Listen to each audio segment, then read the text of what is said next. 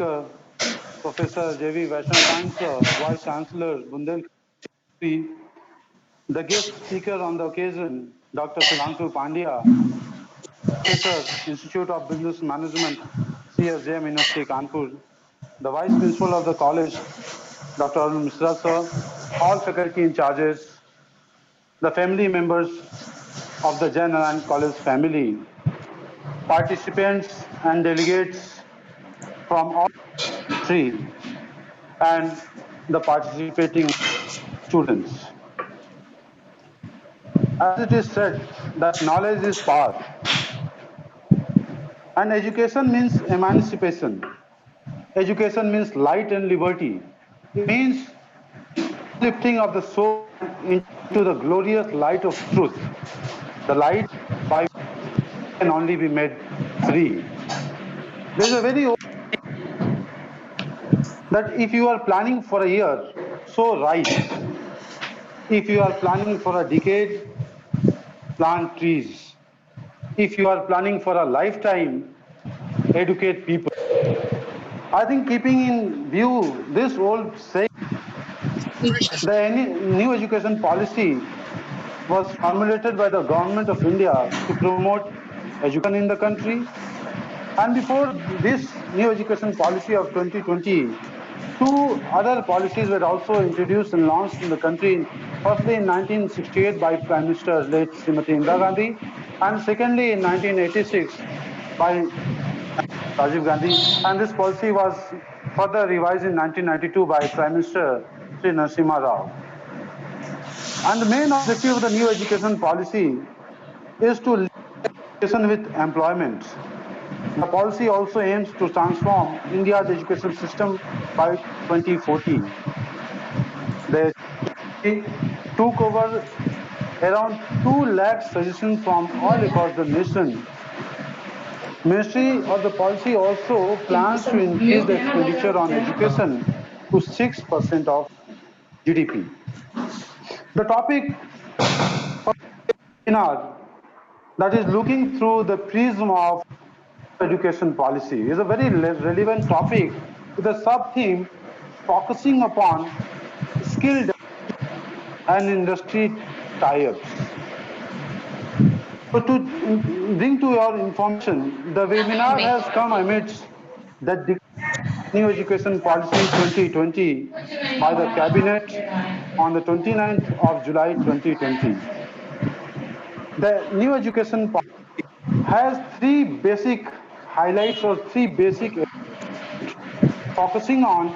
The first is the 5+3+4 approach towards education. The second main feature of the policy is multiple end policy at any level in the education system. And the third important feature which this new education policy comprises is the multidisciplinary education, which was already there, and I think more prominently in the higher education, but now the policy wants to implement multidisciplinary education at all system, at all levels of schooling. So we can say that the topic of the webinar is very relevant because the new education policy says that it is holistic, and whenever any policy is holistic, it encompasses in itself a variety of some of the factors might also not reflect in the new education policy, and since the inference of the policy becomes very important. Very fortunate, the college and all the participants are very fortunate that we have two very prominent speakers on this occasion who are the best personalities, best dignitaries in this country to create, find out what is there that is that can be seen, that is very expressed, also to infer what can be implied from the policies of the new education policy launched by the government of India. So when you say that the policy is holistic, I want to say that all the features that is included, and basically the three features we have mentioned just now, these all focuses upon skill development. Since The government wants to the education in totality. That means that transformation will not be possible, or the objectives will not be this. There is focus upon the skill development, and that skill development can be met only and only possible by partnership between educational institutions, and the industry as a whole. So the participation is important. So the theme of the webinar, that is looking at the prism of new education policy, skill development and industry tie-ups, is very relevant. There are some things which are very much expressed or clearly expressed in the policy, and some elements through the lectures or the views of our experts. In this regards, I have to quote Dr. D.P. Sharma, the member of the International Research Advisory Commission. He advocated the inclusion of critical thinking from the and advised to align with the modernized, localized, and globalized technology and in the educational system. He also advised the involvement of industries in the admission process. This is very important to mention. He advocated the involvement of industries in the admission process, evaluate the knowledge, interest, hobby, and aptitude then and there only of the students at the admission process for the purpose of sponsoring for vocational education with scholarship. So this aspect of the new education policy has highlighted Mr. O.P. Sharma is very important. He clearly says that India need to think, analyze, diagnose, and the educational framework as per industry trends, patterns, and needs. And this becomes more important after the data of the second quarter of the Indian economy, which is very challenging. And in every challenge, there is an opportunity, and the opportunity has come. One very important feature of the declaration of the data is that the sector has shown a positive growth rate of 3.4%. So, with these words, I hope the topic that is being selected by the Faculty of Commerce, Srijan, will soon seem very fruitful, and there are a lot of things, lot of learning that we can achieve through the lectures, through listening to the keynote and the guest speaker on. With these words, I'd like to thank you, and I'd like to hand over the coordination of the seminar or the webinar to Dr. Arif. Thank you so much. Please. Thank you very much, sir, for introducing the theme of the webinar in such an interesting manner. Today, we have a galaxy of experts. First of all, I would like to request to our keynote speaker, Honorable Professor J.V. Vaishampayan sir, to deliver his keynote address. Professor J.V. Vaishampayan sir is presently the Vice Chancellor of Bundelkhand University, Jhansi. Formerly, he was the Vice Chancellor of CSGM University, Kanpur, and UPRTOU, Prayagraj. Before serving as a Vice Chancellor, he served Department of Applied Economics, University of Lucknow as a Professor of Economics. He has a vast experience of 40 years, more than 40 years. He has published so many papers in reputed national and international journals. He is an active member of various bodies and committees. Sir, we feel honored to have you in this webinar as a keynote speaker. Sir, please enlighten us with your kind word of wisdom. Sir. I'm very happy to participate in the webinar organized by JNPG College, and I'm also very happy that the chair of the principal is presently occupied by Dr. Nageshwar Pandey, vice principal by Dr. Arun Mishra, and along with them, senior teacher in the college, Dr. K.K. Shukla. Now, what I see is that in this college, the new generation has come at the helm of affairs. I had a long association with your college. Many of you who have recently joined might not be aware, but I had a very long association with the JNPG college, and I had visited the college several times. But today, I am visiting you in the cyberspace, in the webinar, because that has facilitated many things. The corona has brought us together through the webinars. Otherwise, we would have always thought that unless we are physically present, we cannot interact. But this new mode has really facilitated not only teaching, but seminars, interactions, meetings, etc. So sometimes we say it is a blessing in disguise. Anyway, all the organizers and Dr. Mohammad Arif, who is conducting this program, all the teachers and other participants in this webinar. A brief introduction about the Education Policy 2020, which is called the National Education Policy 2020, has already been given. And there are a lot of things in that education policy, which is a very comprehensive one. And the policy is relatively small, but the report of the Dr. Kasturi Rangan committee is quite comprehensive.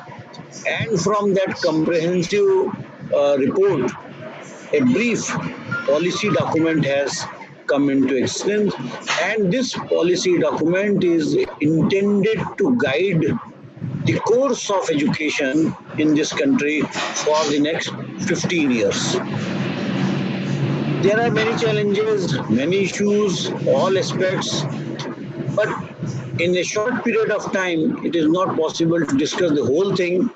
So I will confine myself to what has been said about higher education. In some respects, higher education is very important, although the importance of primary and secondary education can also not be underestimated. But as far as an individual is concerned, higher education is more important because it is his last stage of education. And the impressions that he has about the education that lasts throughout his life. So the impact that can be created through higher education will last forever with a person. Looking at this perspective, the higher education institutions have a great role to play in the development of an economy and also the development of a country. We had a long history of higher education through the universities that we had, Nalanda, Takshila, and others also we had. And in the Europe also, the history is not so long, but at least several hundred years back, the universities came into existence in the Europe also. In Europe, the universities came into existence under the guidance of the churches, whereas in India, the universities that were there in old times, ancient times, they were not under any religious sect or under any kingdom. They were considered. That was very unique thing. In the country, when the British rule came, when the new system of education they brought, the primary and the secondary educations that they were already under the control of the government, and there used to be a DIOS, and that term in another form is continuing even now. But when the universities were set up in the 19th century, even when the University of Mumbai, Bombay, Calcutta, Madras, Allahabad, all these universities were set up, which were all set up in the 19th century, they were not under the control of the government. That was a very unique thing about, even at that time, even under the British rule, they were all considered very autonomous and independent. Because autonomy and independence of the universities and other institutions of higher learning, that is very considered very essential, because unless that autonomy and independence is there, new thoughts cannot come, old thoughts cannot be rejected, and all aspects of our life cannot be evaluated unless we have an independent mind. That is why even after independence came, this was always considered, whatever political party was there, that universities should be autonomous. Although in the last few decades, autonomy has been brought down. Sometimes we find certain government interferences also, but still, at least at the academic level, we have a lot of autonomy. And but the true autonomy can come only when administrative and financial autonomy is there. In this policy also, at several places, it has been emphasized that autonomy of institutions is higher education institutions is very essential. So it has been reiterated again. However, autonomy of an institution or the vice chancellor or the deans or others cannot be there unless there is equal accountability. In the past few decades, we have often seen that autonomy was not matched by accountability. And that is why this policy also clearly says that there should be equal accountability not necessarily to the government, but accountability to the society. And society must feel that this institution is serving the interest of the country. In this policy, one part is said that there will be a graded autonomy. Those universities and institutions who are doing exceptionally well, who have achieved an excellence in education, they will have a very high degree of autonomy. Others will have a controlled autonomy, and let us hope that as the other institutions gradually improve themselves, they will also have more and more of autonomy, but accountability at the same time.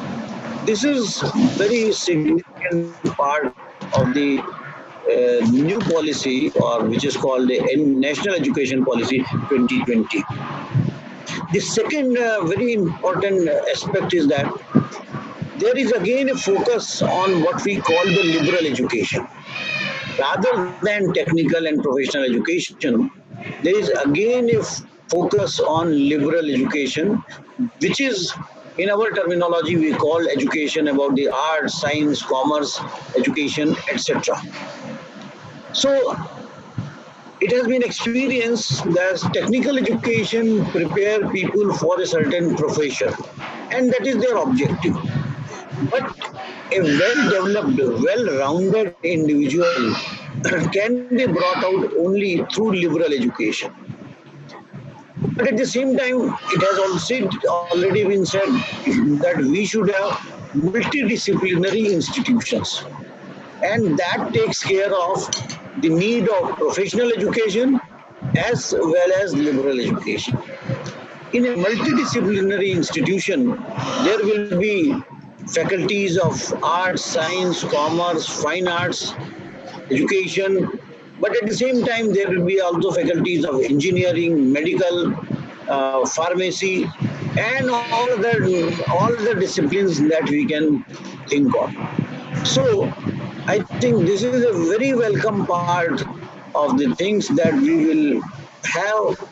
It is intended to be a multidisciplinary institutions where the students of engineering can interact with the students and teachers of fine arts, liberal arts, and also performing arts.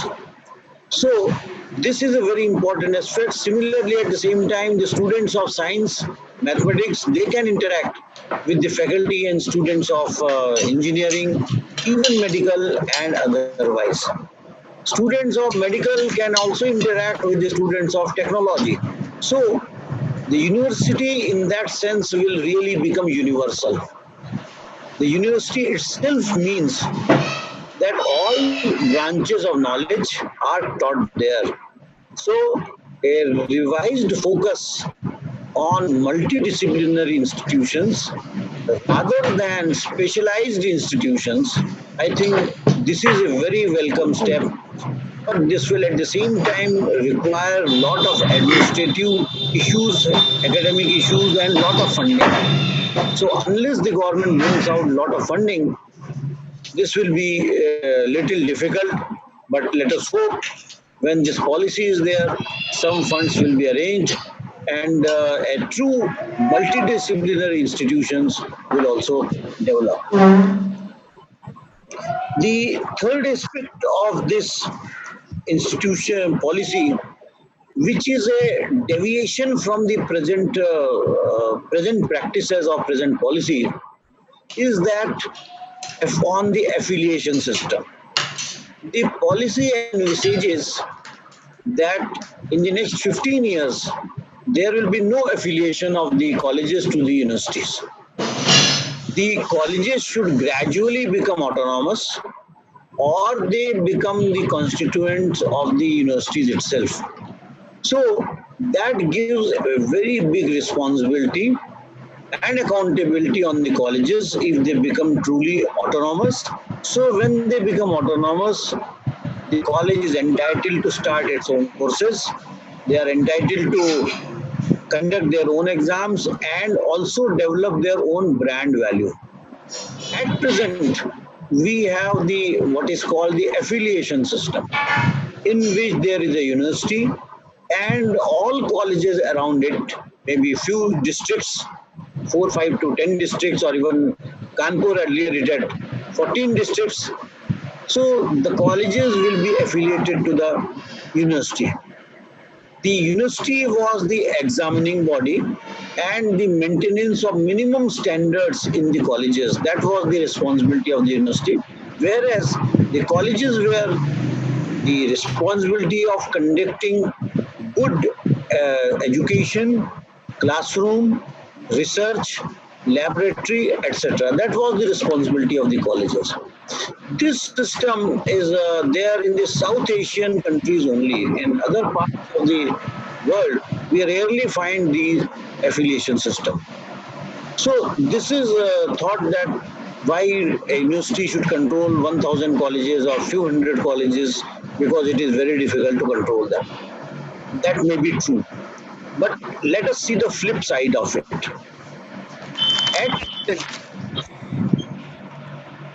If we evaluate the affiliated colleges, we already have a system of autonomous colleges, but hardly 2-3% of the colleges in the country have achieved the status of autonomous colleges. Sometimes the colleges themselves are not willing to apply for autonomous colleges because they are not prepared, they don't have resources, and there are a lot of responsibilities that are thrust on them. So if our college system is not yet prepared to become autonomous, how are we going to achieve autonomy of almost all colleges? That will be a very big challenge, because if the state of colleges, and here I am including all types of colleges, including the self-financing colleges. Presently in UP, more than 90% colleges are self-financing colleges. And what is the status or what is the situation of self-financing colleges? We all know, except few, which can be counted on fingers, except few, the situation in self-financing colleges is not at all satisfactory. What to say, it is a good. Even in affiliated colleges, the government-funded colleges, the state of affairs in many colleges, including the government colleges, is not satisfactory. There is dire dearth of faculty. The buildings are old. The maintenance is not there. And that is why I am very skeptical how we are going to achieve the situation of all autonomous colleges in the next 10-15 years. Unless we really step up our funding and other administrative machinery for this purpose, I think this is going to take a still longer time that all affiliated colleges become the autonomous colleges.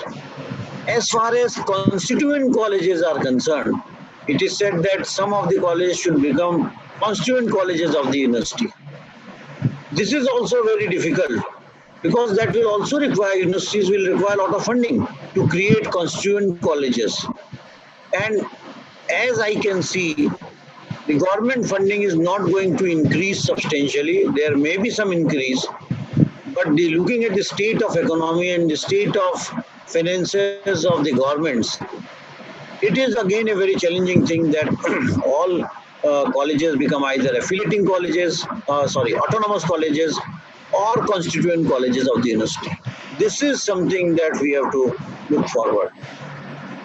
One more thing, if suppose in the process of converting them either constituent or the autonomous college, many of the colleges may have to be closed, which are not fulfilling the norms.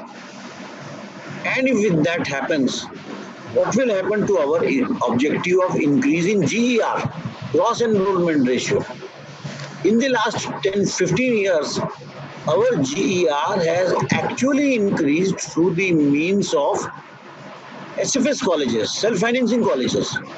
And if many of the self-financing colleges are not going to survive, then our GER, which is presently 26%, how will it reach a level of about 50% in the next 15 years? So this issue, I think, requires a lot of attention and a lot of effort. The third point is about the examination system.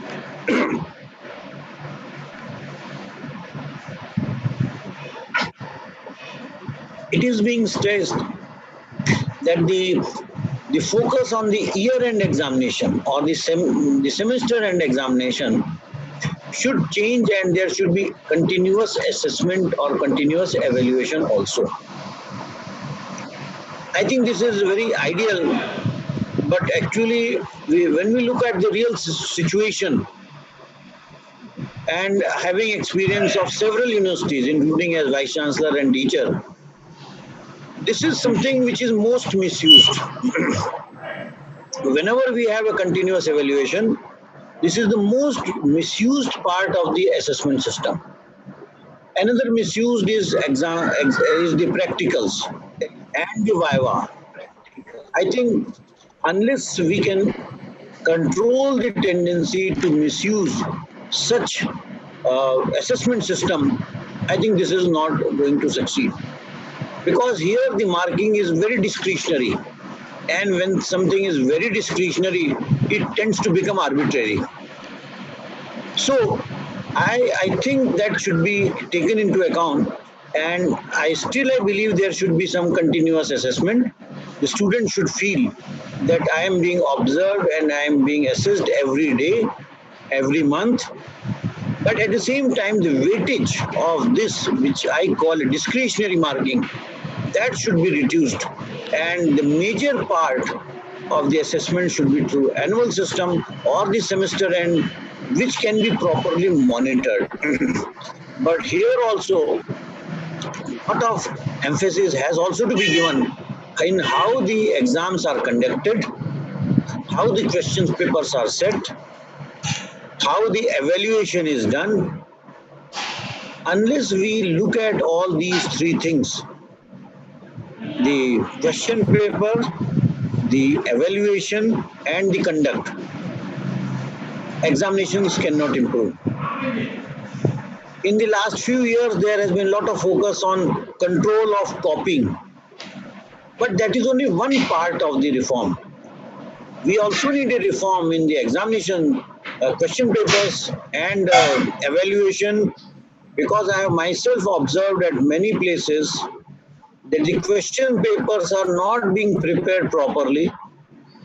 There is a lot of carelessness in writing the question paper.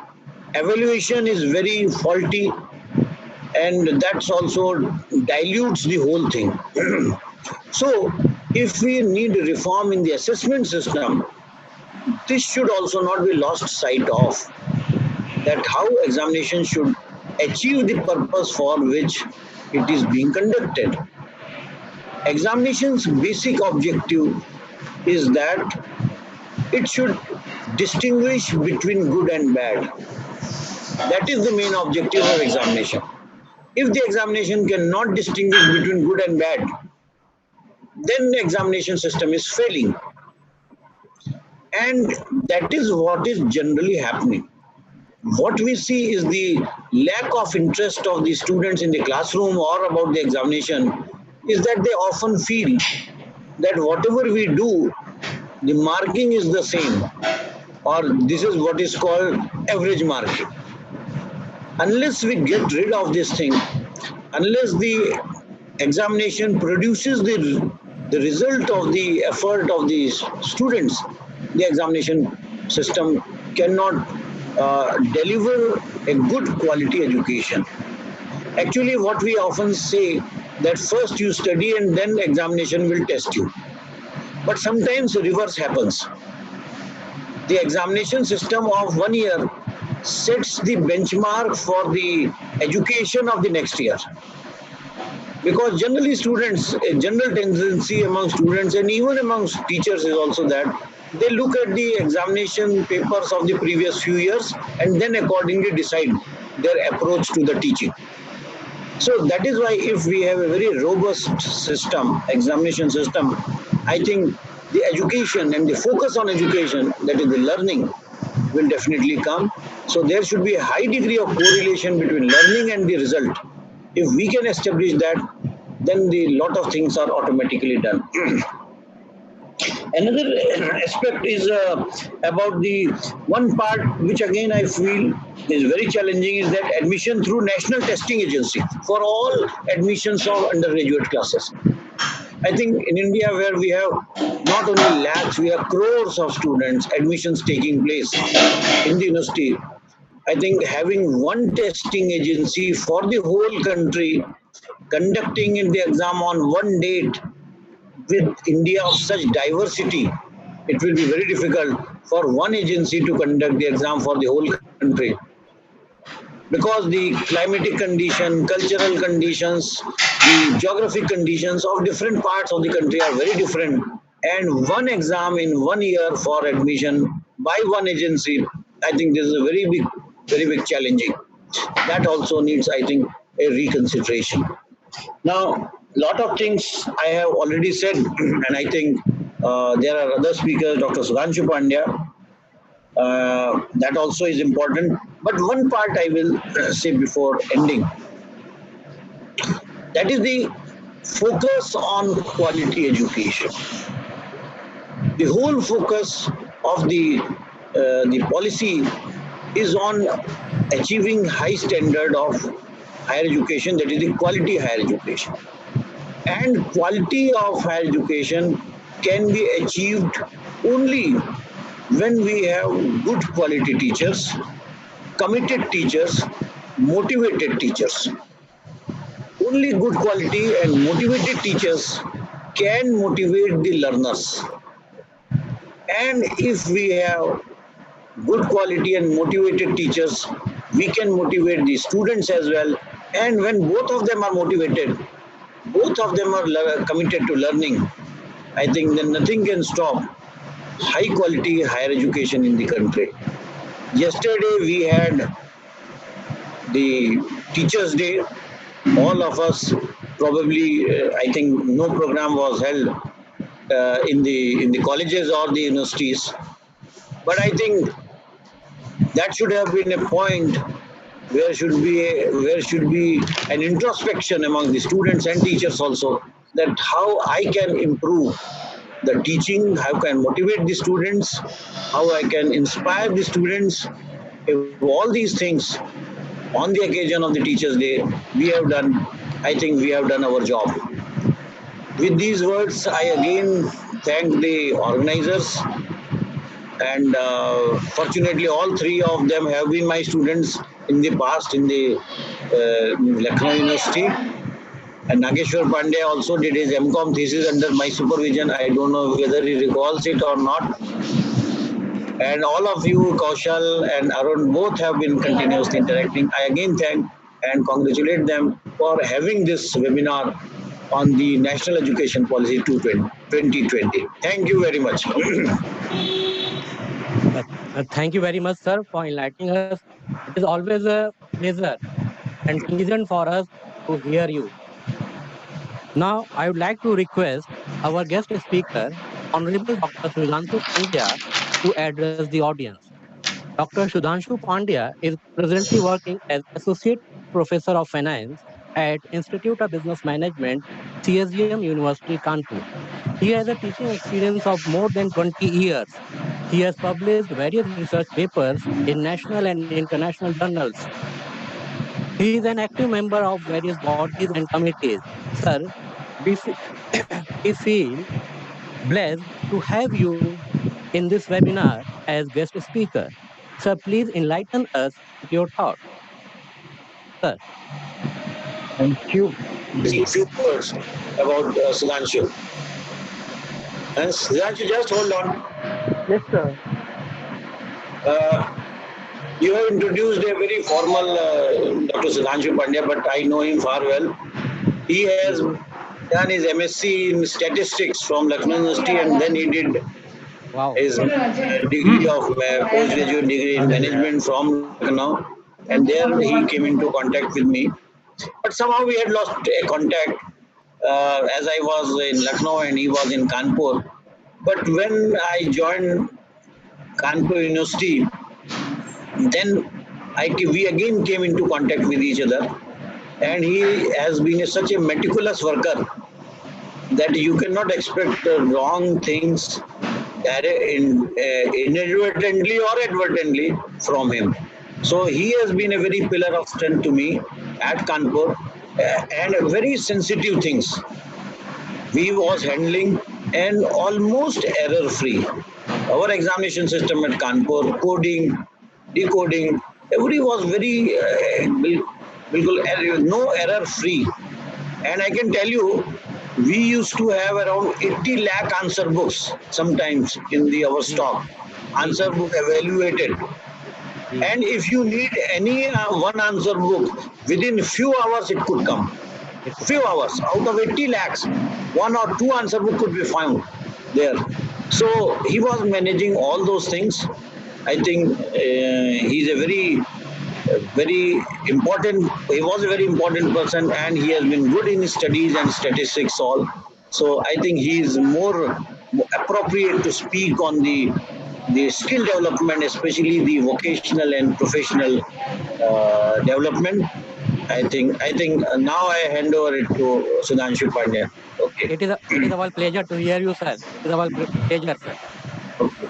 Thank, thank you so much, sir, for your kind words. And uh, sir has increased the responsibility. And as a matter of fact, let me start formally. Respected principal, JNBC College, Vice Principal, JNBC College, the convener of the program, and very loving Honorable VC sir. And trust me, I find myself fortunate because you never get an opportunity to repay that debt to your teachers. And I got that opportunity. So, Sudhanshu, please come closer to mic. Come closer to mic. Okay, sir. Let me. Now, is it okay, sir? Is this okay? Okay. Your mic should be closer to your mouth. That will be fine. Right, sir. Okay. Right, sir. Right. Thank you so much, sir. Hello. Now, is this? Hello, Mr. Arif. Yes, Could you sir. put me out? Is this okay? Hello. Yeah, sir. It's okay. You're audible. Please, continue. Okay. So, what sir had started with, I find myself fortunate that I got the opportunity to serve my teacher, and whatever I did and the kind words sir had extended, it was merely the repayment of debt to our teacher. And God rarely gives this kind of, blessing to any person. So I'm starting with it. Sir has already set the tone this seminar and the broader canvas which sir has portrayed, and all the spectrum of higher education is with us in a very lucid manner, convenient and easy tone. And as far as the topic of the seminar is concerned, where we are talking about uh, the skill development, and where we are talking about at times we have seen number of things where the students how to start with. I'm just sharing the example which has been very oftenly quoted whenever we talk about new education policy. And people start that we happen to have the number of and types of animals, including fish, elephant, monkey, and they all have been, measured through a uniform or the one size fits all kind of education system. And the need is felt like how we are going to evaluate the person or the student based on their merit rather than we are going to define the benchmark and trying to fit every individual into it. So what we are trying to move from that one size fits all towards a system which has been projected through NEP 2020, that every individual should be evaluated in such a manner so that we are going to have the best of everything. So to start with, this vocational professional education system, which has been defined even in the NEP, point to ponder is what is good for our country. Whenever we are into habit, our society is more into habit of whenever we have to look something good, we look towards the Western countries, we look towards the developed economy. And so do we do for our education system. Whenever we have to evolve something, we always look at the countries, those who have got the progress, those who have evolved over the period of time, the Western world. So why do we want to benchmark them? Because our demographic pattern is different, our geographical pattern is different, our crop is different, so our solutions are bound to be different. So to start with, how we are going to serve to the country which has got a 1.35 billion population, and out of which the kind of a statistic which I'm sharing in 2020, the average age of Indian population is 27. Out of 35%, 35% of the population is lying in the age of 15 to 20, and the 50% of population is below the age of 25. So we can afford to look at this kind of statistical pattern of our population as a blessing. Blessing in the way that for the next or the coming 35 to 25 years, this population is going to serve our country, our economy, and they are going to add value to our economy, to our country, in a liberal way, in the liberal arts way, or in the technological way. So this we have to select. We have to be selective how to guide this population of students so that they are going to be productive, they are going to be guided, they are going to be sure what they are doing, and moreover, they should feel privileged in their respective chosen area. And education is the first rung of the ladder where we have to guide our students. Now, as sir has already started the tone by dividing our education system into vocational, professional, and what we call it as the foundation courses or the fundamental courses of our university system or the higher education system. The real problem which we felt, there is nothing new that vocational course are going to be something, a new terminology to be introduced in the education sector. It is very much there, and as far as existing ITIs, polytechnics, and various short-term courses under the Ministry of Labor and the Skill Development are already into the system. But when we are talking about the effectiveness of these programs, so if we zoom ourselves back to the class 8 and 9th standard students and the 11th, 12th students, we always make a segregation, or the kind of some kind of a shifting is there. Those who are good in education, they always try to go for engineering, medical, or so much so the commerce and the science stream is of the academic.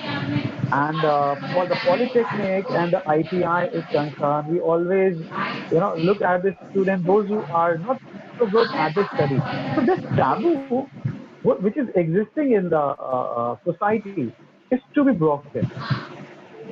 And we have to accept that no, the larger population which India is having is to be served with an effective and more precise education, so that we are going to have more and more enrollment of students with pride in vocational courses. It shouldn't be treated as that a program to be offered to the leftovers of the society, which is a kind of perception we carry. And the government has got a mammoth task, which they have kept a benchmark from 26.3% of GER to 50% of GER we are expecting by 2035. So, what kind of infrastructure we are going to offer, that we have to, build, and we have to evolve. And this solution, which I wish to offer you an example in the way, in the present time, what kind of an infrastructure India has to develop, India has to evolve if we want to develop these kind of a vocational programs. Let's talk about the action plan which we can have. What kind of investment channels or the patterns we have to create?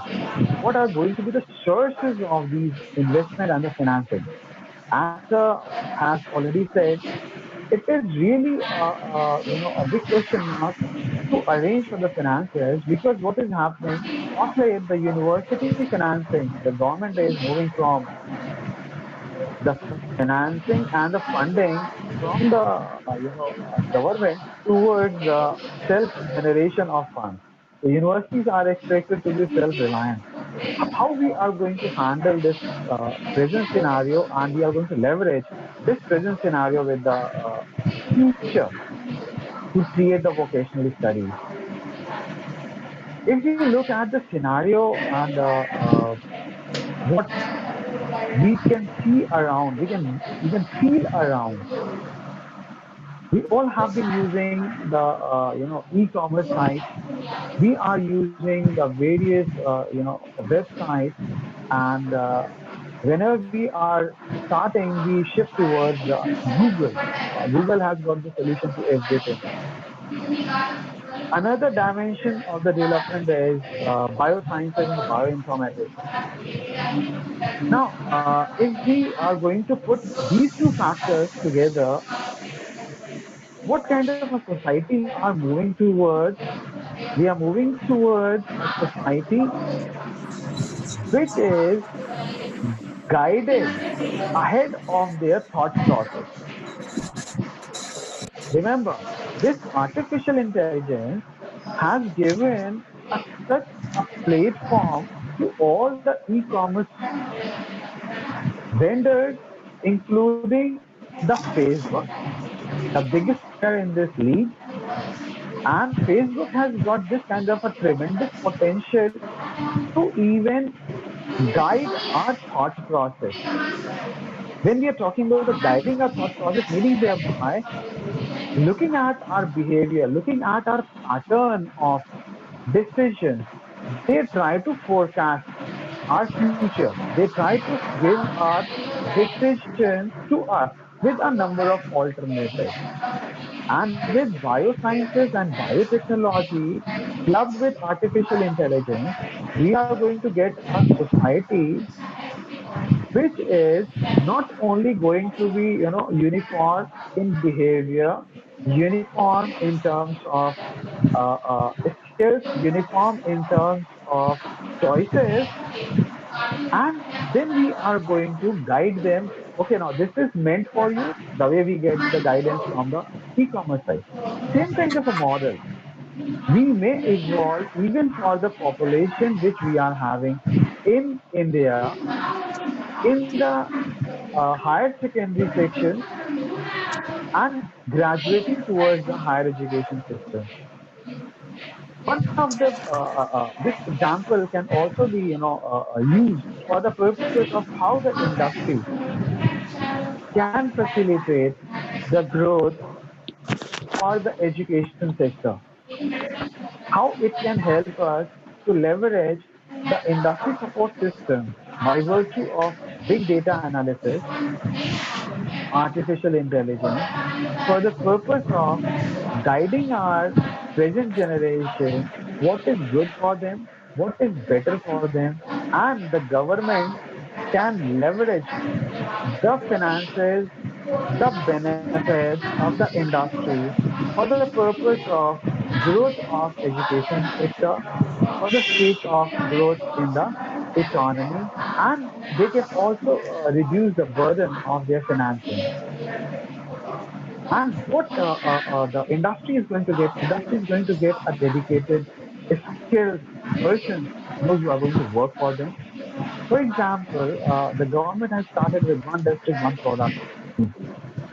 How we can use this one district, one product scheme for the sake of evolving the skills for the trained labor, for the skilled persons of those respective districts so that the migration is going to be curtailed, the population of the local area is to be addressed, and they are going to be employed. So what is happening? We are creating a kind of model or the module which is very much facilitative to the local problems with the local solution, and this hub and spoke model can also be fitted into the nearby area. And this kind of skill development courses and the programs, if we want to increase, if we want to really see them flourishing, we have to launch them at the school level. Let me also share an example. In India, whenever we talk about this kind of evolving society, in India, we don't have a bigger population who are conversant with the programming. And however, when we look at the countries, smaller countries, very small countries like Armenia, Azerbaijan, Crimea, and Romania, their population, they are very well conversant to the tune of 80% with the programming. So whenever we talk about the skill development, it is not merely that we are going to hit always to the traditional lines of skill development.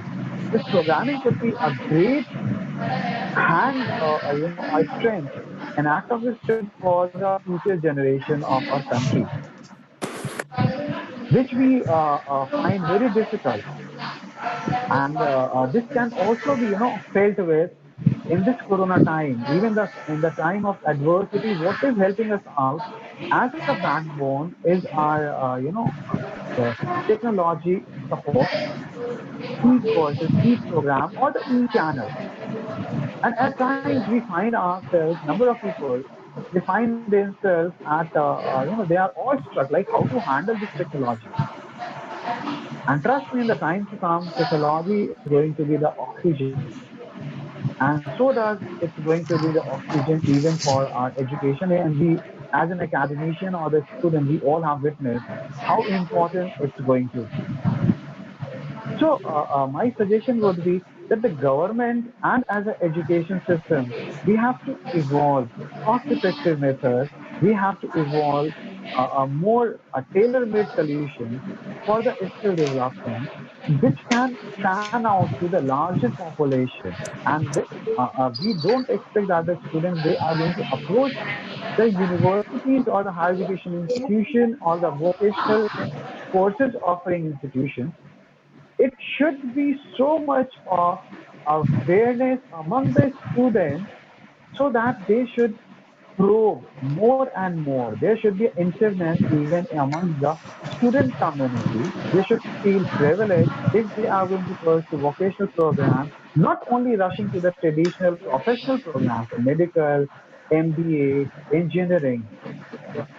If this kind of a system or this kind of an environment we can evolve, then surely we are going to have a day where we are going to say that the larger population of India and the new education policy is going to create a great facilitation of interfacing or the interface of the students with their education institution. And if we wish to look at the action plan, how to handle it, we have to work for a system, we have to evolve for a system which is cost effective. The way we said that this e-modules could be a great example. Or whenever we are, making call, we are getting a tone, caller tone about the corona awareness. This kind of awareness program, and this is merely a suggestion.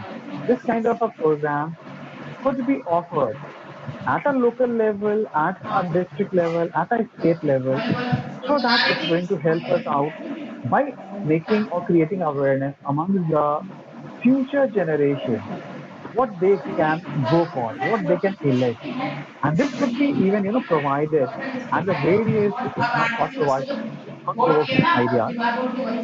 We have to, remove the shackles of traditional mindset, and we have to create a mindset which should be progressive, which should be techno-savvy, which should be, very well aware of e-modules. And e-modules are not going to be a big deal. Facebook and WhatsApp generation is very well aware how to handle it. And then we are going to have the easy and the convenience of getting the admission, getting the things done, and the kind of exit and entry channels which the government has, provided, and they are talking about it. If all the things are going to put together, definitely we are going to get a soup which is going to be of simmering taste, which should be sumptuous, and which is going to serve to the purpose of our society, and we are going to get a country like India the way we are pursuing. Thank you so much for giving me this opportunity to share my views, and hope that it's going to be to set the tone to be a creative thinker rather than we are going to follow the guidelines of a script. Thank you so much. Over to you. Hello.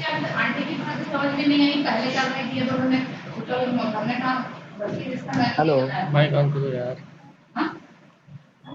Mic नहीं है Thank you Mohammed very Arif much, sir. sir. Thank you very much, sir, for enlightening us. It is really to pleasure for us to hear you. It is very fruitful lecture. Now, I would like to request the Honorable Principal, sir, Dr. Nageshwar Pandey, the chairperson of this webinar, to give their presidential address. Sir, hello hello please, sir. Hello आवाज आ रही हाँ sir, आवाज आ रही sir. हाँ आज हमारे जीवन में बड़ा भाग्यशाली दिन है हम परम आदरणीय शुक्ला जी को धन्यवाद देते हैं कि आज हमारे जैसे व्यक्ति को हमारे गुरु का दर्शन करा दिया जो हमारे हृदय में संत की तरह रहते हैं जैसे भारतीय दर्शन में कोई संत रहते हैं वैसे वो आराधना और अपने तमाम सिद्धों के हृदय में रहते हैं ऐसे परम आदरणीय गुरु जी पवित्र जी संपादन उनको मैं श्रद्धा से नमन करता हूँ हमारी हमारे कम्युनिटी उपाचार्य प्रोफेसर के मिश्रा साहब अनुशासन और विद्वता की प्रतिमूर्ति हमारे संकाय के हमारे संकाय अध्यक्ष प्रोफेसर के साइंस सोसाइटी की संकाय अध्यक्ष प्रोफेसर नीता साही, कला संकाय के संकाय अध्यक्ष प्रोफेसर हरिहर साहब, लाभविक्रय के संकाय अध्यक्ष प्रोफेसर एस एल खान साहब, प्रोफेसर भारती पांडे जी, प्रोफेसर हिलाल अहमद जी और हमारे सभी संकाय विभागों के विभागाध्यक्ष और जितने भी विभाग से जुड़े हुए प्रबुद्ध शिक्षक और ज्ञान के उपासक इसमें जुड़े हुए मैं उन सबको प्रणाम करता हूँ। और अपनी आपके पास हमारे पास कुछ कहने को सेंस नहीं है। Your voice is not clear. Hello hello hello sir आपकी आवाज बिल्कुल क्लियर। सर आप अपना सर अपना वीडियो ऑफ कर दीजिए तो आवाज थोड़ा क्लियर आएगी। हेलो हेलो पांडे सर आप कर दिया वीडियो? हाँ सर, ठीक है सर। अब साफ आ गया आवाज। तो आज हमने अपने गुरुजी को सुना, उसके लिए शुक्ला जी को धन्यवाद।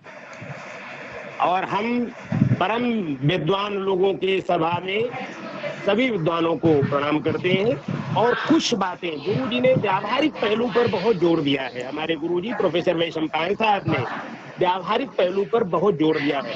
शिक्षा की जो समस्याएं हैं उन पर गौर किया है और राष्ट्र के विकास से उसको जोड़ते हुए जो सारगर्भिक व्याख्यान किया है उस संदर्भ में दो चार बातें हम कहने का साहस कर रहे हैं। एक तो हम बड़े भाग्यशाली हैं कि हम गुरुजी के शिष्य रहे। वे गुरुजी जो मनसा वाचा कर्मणा एक जैसे हैं, जैसे सैद्धांतिक जीवन होता है वैसे जो उनके मन में है वही उनकी वाणी में रहता है। और ये मैंने उनके साथ सेंट्रल इवैल्यूएशन में देखा लखनऊ विश्वविद्यालय के, और एमकॉम में हमें इम्तिहान कराने का मौका हमारे गुरुजी ने दिया और उस सिस्टम में भी मैंने देखा। आज के सिस्टम में जो प्रैक्टिकल बात हम देख रहे हैं कि हमारा जो साथी है वो जाकर के 100 कॉपी, 150 कॉपी, 75 कॉपी जांच देता है। टाइम का कोई मतलब नहीं रहता कि कितने, कोशिश करता है कि कम समय में जांच दें, जबकि हमारे गुरुजी 25 कॉपियां 2 दिन में जांचते थे। एक एक अक्षर पढ़ते थे, कहते थे ये राष्ट्र के विकास का मसला है, ये ज्ञान के विकास का मसला है, इसके साथ अन्याय ना होने पाए। हमें उसे अपने व्यवहार में लाना है। हम कैसे उसे अपने व्यवहार में ला सकते हैं? क्योंकि जो छात्र हमारा हायर एजुकेशन में है, परिश्रम करता है, हम उसका वैल्यूएशन भी वैसे ही करें। इवैल्यूएशन सिस्टम को सुधार करके हम उसके जो परिश्रम है उसका फल उसको उचित ढंग से दें, तभी हमारा राष्ट्र आगे बढ़ सकता है। और ये होता क्यों है? क्योंकि हम अधिक से अधिक धन कमाना चाहते हैं। हमारे गुरुजी भी आते थे, पेट्रोल लगता था, टाइम लगता था, काफी समय बैठते थे, फिर भी 25 कॉपी नहीं जांच पाते थे। एक एक अक्षर पढ़ते थे, मनन करते थे, तब मार्किंग करते थे। और दूसरे लोग उतने समय में 75 कॉपी जांच देते थे, क्योंकि उनको अपना पेट्रोल दिखाई पड़ता था, अपना टाइम दिखाई पड़ता था और जाना दिखाई पड़ता था कि 2 बजे चले जाना है। तो हमारी जो हायर एजुकेशन की ये प्रॉब्लम है, ये कैसे दूर होगी? बगैर इसके दूर किए, देखो कहा जाता है कि उद्यमेन ही सिद्ध्यति कार्याणि न मनोरथ ही है। मन में हमारी बहुत भावनाएं रहती है, मन में हम बहुत कुछ करना चाहते हैं, हमारी सरकार भी करना चाहती है, लेकिन उद्यमेन ही सिद्ध्यति, उसको करने से सिद्धि होगी, मनोरथ से नहीं। नहीं सुप्तस्य सिंहस्य प्रविशन्ति मुखे मृगा। सिंह सो रहा है, बड़ा शक्तिशाली है, लेकिन मुंह उसके मुख में मृग प्रवेश नहीं करेगा, उसे शिकार करना पड़ेगा, जाना पड़ेगा। सेल्फ फाइनेंस की बात हमारे गुरुजी ने कही, हम उसका उदाहरण देते। आप देखें, हम मेडिकल में अपने बच्चों को, 2 बच्चों को मेडिकल एजुकेशन के संदर्भ में तमाम संस्थानों का हमने दौरा किया, अध्ययन किया, देखा। एक एमबीबीएस को तैयार करने में सेल्फ फाइनेंस में 1 करोड़ रुपया ले। हम समान अवसरों की बात करते हैं और हम for the growth of nation की बात करते हैं कि हम राष्ट्र के विकास की बात करेंगे, हम समरसता लाएंगे, हम इक्वलिटी लाएंगे, हम तमाम चीजें राष्ट्र के वेलफेयर में करेंगे। लेकिन जो व्यक्ति एक सेल्फ फाइनेंस के कॉलेज में एमबीबीएस करता है, 1 करोड़ रुपए फीस देता है, वो छात्र वहां से पढ़कर आएगा और कैसा प्रकार का उनका व्यू है, कैसा वो सीख कर आया है। आप मेडिकल साइंस में देखते हैं, तमाम केसेस रोज आते हैं, तमाम किस्म की। हम एक उदाहरण और व्यावहारिक देंगे। हम बड़े बच्चे के, जहां हमारा बड़ा बेटा था, वहां वो गवर्नमेंट में डॉक्टर था, उसके सीएमओ से एक बार मिले। उनका सीएमओ हमसे वो नाराज हुआ, कहने लगा आपका बेटा बहुत गलतियां कर रहा है। हमने क्या गलतियां कर रहा है? कहने लगे कि ये जो मरीज पैसा देता है, खुश होकर उसे वापस कर देता है, डांटता है। मैं कहा हम शिक्षक हैं, हमारे गुरु ने हमको यही सिखाया है कि राष्ट्र के लिए काम करना है, समाज कल्याण के लिए काम करना है, तो वो क्या बुरा कर रहा है? डॉक्टर मुझसे शिकायत करते हैं कि ये हमारा सब इंतजाम बिगाड़ रहा है, फिर हमें कौन पैसा देगा? अब देखो, ये बात तो सर्वोपरि है कि हर आदमी बहुत अधिक धन कमाने की भावना रखता है। कि हमारे देवी पुराण में भी एक श्लोक आता है जो बहुत, लेकिन वो श्लोक इस प्रकार का है कि उसमें परिमार्जन विद्वान कर सकते हैं। उसमें लिखा है कि ज्ञानी नाम अपि चेतांस, ज्ञानी नाम माने जो ज्ञानी है, जो विश्वविद्यालय से तैयार होते हैं, जिनको शिक्षक लोग तैयार करते हैं, कहते ज्ञानी नाम अपि चेतांस देवी भगवती ही सा, ज्ञानी नाम चेतांस देवी भगवती ही सा, बलादाकृष्य मोहाय महामाया प्रेक्षती। बलादाकृष्य माने बलपूर्वक खींचकर मोह में डाल देती। हमारी जो प्रकृति है, हम उनको देवी स्वरूपा मानते हैं। तमाम हिंदुस्तान और उसके बाहर के लोग नवरात्र के दिन आते हैं, पूजा पाठ करते हैं, हमारी संस्कृति में बहुत अहम स्थान है। और कहते हैं वो बलपूर्वक हमको मोह में डाल देती हैं। हम इस मोह से कैसे निकलेंगे? जैसे हमारे गुरुजी हैं, यदि ऐसे व्यक्तित्व तैयार हो जाएं तो मोह भंग हो सकता है। हम कर्तव्य पथ पर चल सकते हैं और बिना कर्तव्य पथ पर गए हम अपने देश का कल्याण नहीं कर सकते।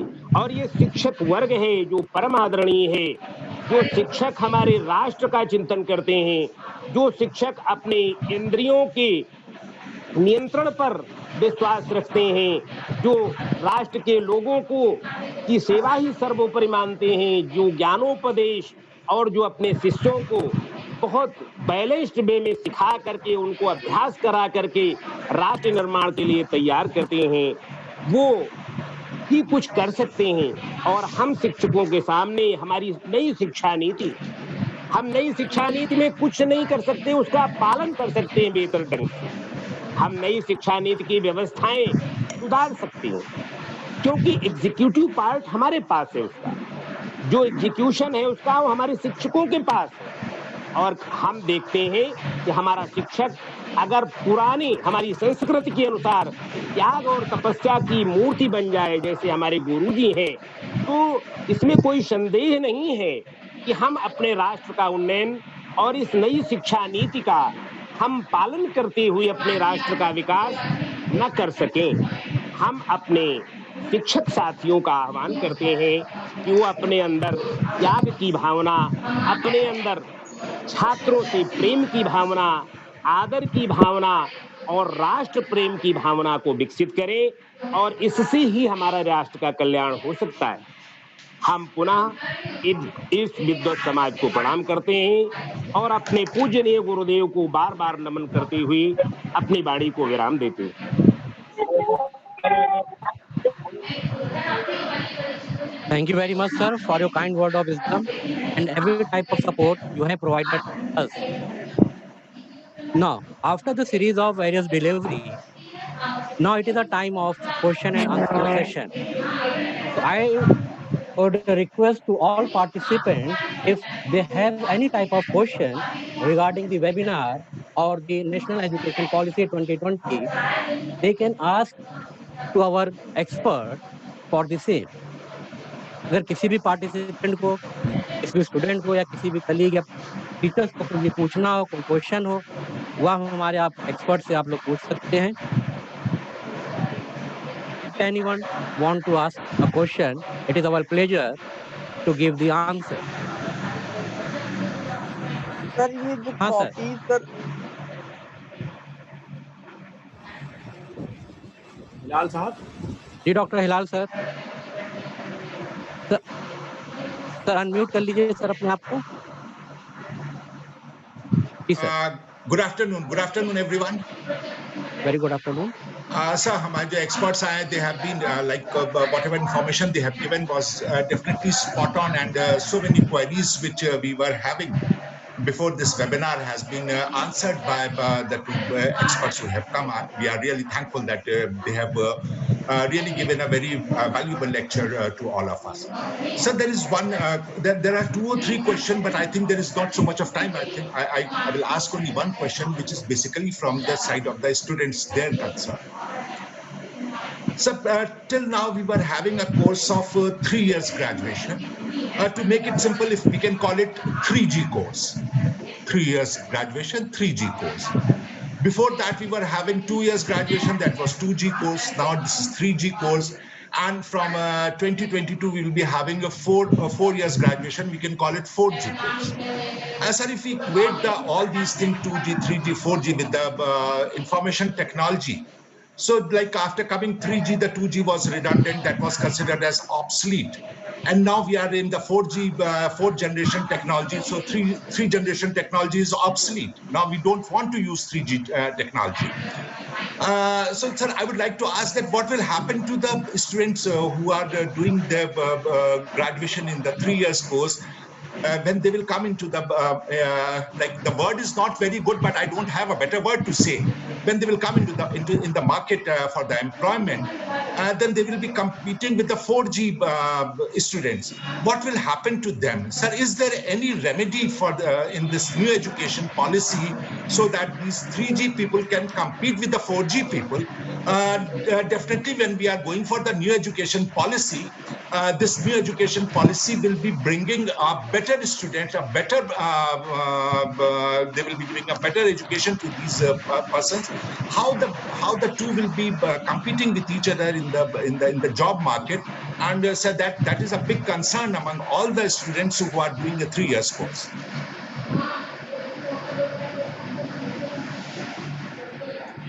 सर अनम्यूट कर लीजिए sir. Okay. Thank you, Dr. Hilal Ahmed. Thank you for raising this doubt, which might be there in the minds of several people. But I would say you are making a wrong analogy. In the field of information technology, it is all 2G's generation, 2G, 3G, 4G, now 5G, 6G, any G's can come. Any improvement in the technology is called a new generation. But here it is not a generation, it is only number of years. 3 years course, earlier it was 2 years course, 3 years course, 4 years course. Actually, it is not very new. If you look at engineering courses are all 4 years, even now. Pharmacy courses are all 4 years, even now. Architecture courses, Bachelor of Architecture, they are even now 5-year courses. So, but all in the liberal education, that is what I said, in the liberal education in art, science, commerce, and many. So it is all 3-year courses.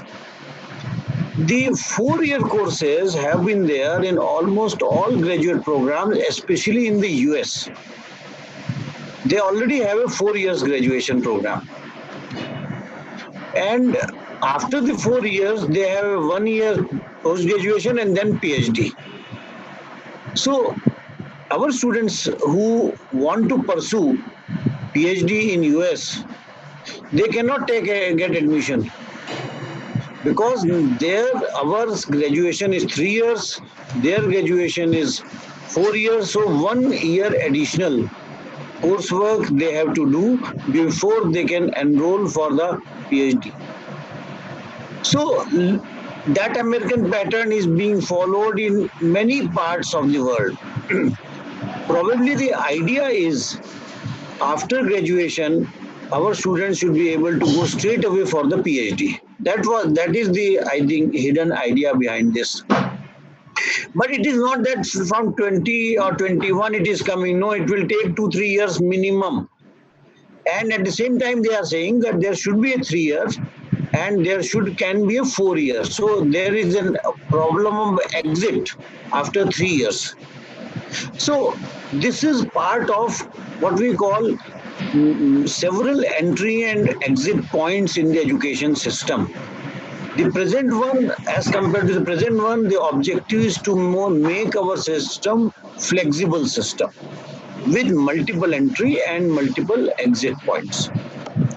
So even if they are planning to have a 4-year course, there is a provision for an exit on after 3 years, and the exit program, with the exit they will get the graduate degree.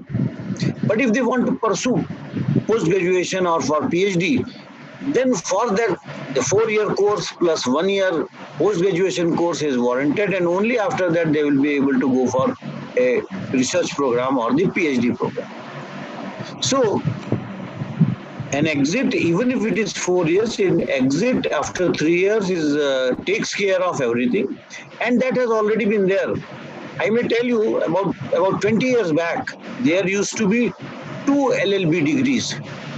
One was a non-practicing LLB degree that was given after 2 years of LLB, and there was a 3-year LLB degree which was a practicing degree. So this sort of a concept had existed in India also, and I'm saying you can ask very senior teachers of the law faculty that earlier we had both 2-year LLB which was non-practicing and 3-year LLB which was a practicing one. So there was an exit. So even now there is an exit provision. So it is only to make the system more flexible that this sort of a thing is there. And I think if some of you can recall, few years back in Delhi University, Professor Dinesh Singh, who was the Vice Chancellor, he introduced a 4-year degree course. You recall that? I think it was for 5 years back or so. 5 years back. But that was also good. But what was the problem that he introduced in isolation of the whole country? Only Delhi University. So a lot of issues were created, because when you make it 4 years, a lot of other infrastructure, number of teachers, other facilities, a lot of things are required. So even if the 4 years courses are coming, the present 3 years courses will always be there. They will continue. Those who don't want to go for the PhD, they will have an exit after 3 years, and that takes care of that. So even if it is 4 years coming, I don't think it is coming before not less than 3 to 4 years from now, because that will require a lot of preparation. The policy is not a rule. I may clarify this thing. The policy is an intent of what we want to do in the coming future. After these policies, certain rules have to be framed, regulations have to be framed, and only after many universities adopt those regulations, UGC adopts that regulation, then things can be done. So there is no conflict, as you see in that after 4G, the 3G has become redundant. After 4G, 5G, the 4G has become redundant. Nothing like that. Because even if the old one, since the several entry points are there, it is also proposed that those who do 3 years degree course and after few years they want to pursue, they can cover a bridge program and can come for PhD degree as well. Thank you for this. Like sir, this is what I was asking. Like all those who have done a 3 years course in the graduation, and after that they want to, after that they are they want to pursue the 4th year also. Then will there be a bridge course? Like for some reason or that they have left their education, now they want to come back to the education once again. So is there any provision for the bridge course so that the 3 years student can also do that bridge course, and after that they are at par with the this new syllabus? This was my question, and now you have said that there is a bridge course. As I tell you, this is a policy document, not a regulations. When the regulations come and 4-year course is exactly introduced, when it starts operating, then the provision of bridge course will definitely be there. If you recall, I think you can recall in 86 or 87 when the 3-year degree program was introduced. You recall that?